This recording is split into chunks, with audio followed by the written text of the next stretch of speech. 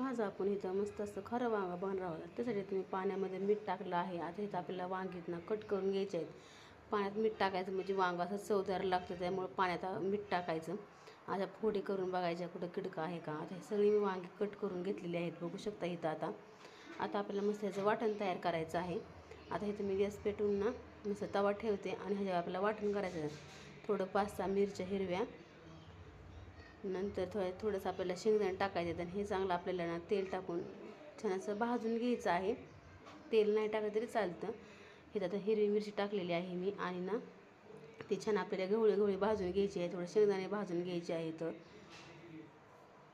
तर मस्त आपले शेंगदाणे आणि मिरची चांगली भाजून आले, चांगलं डागपडसं मिरची भाजायची आहे. आता मी काढून घेत आहे मिरची आणि शेंगदाणे. आता आपल्याला मस्त वाटण करायचं आहे. आता मी वाटण्यासाठी मी काय काय घेते तुम्हाला दाखवते. इथं लसूण, खोबरं, पुन्हा आलं, कोथिंबीर आणि कढीपत्ता. आता हे आपल्याला सगळं मिश्रण बारीक करून घेतलं आहे मी वाटून. थोडंसं पाटावून हे बारीक करून घ्यायचं आहे. तर थोडंसं आपल्याला ना मीठ टाकायचं आणि थोडी धना पावडर टाकायची आहे. हे छान मिक्स करून आपल्याला वांग्यामध्ये छान असं भरून घ्यायचं आहे. आता नंतर आपल्याला कढई ठेवायची आहे. इथे मी 2 पळ्या तेल टाकून घेतलं आहे.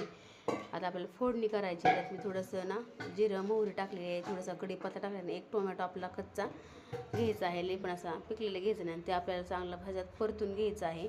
नंतर चांगलं परतून झालं की आपल्याला नंतर वांगे त्यात टाकून घ्यायचे आहेत. एखादा मिनिट छान आपल्याला त्याचा परतू घ्यायचा आणि उरलेला मसाला टाकून हे पण छान परतून घ्यायचं आहे. खूप छान लागतं खरं वांगं. नक्की तुम्ही असं पण करून बघा. आता हे चांगलं आपल्याला ना वाफेवर शिजवायचं आहे. आता 20 ते 25 मिनिटाला झाकून ठेवू. आता 20-25 मिनटं झाली तर बघू शकता मस्त आपलं आटलंय छान असं वांगं.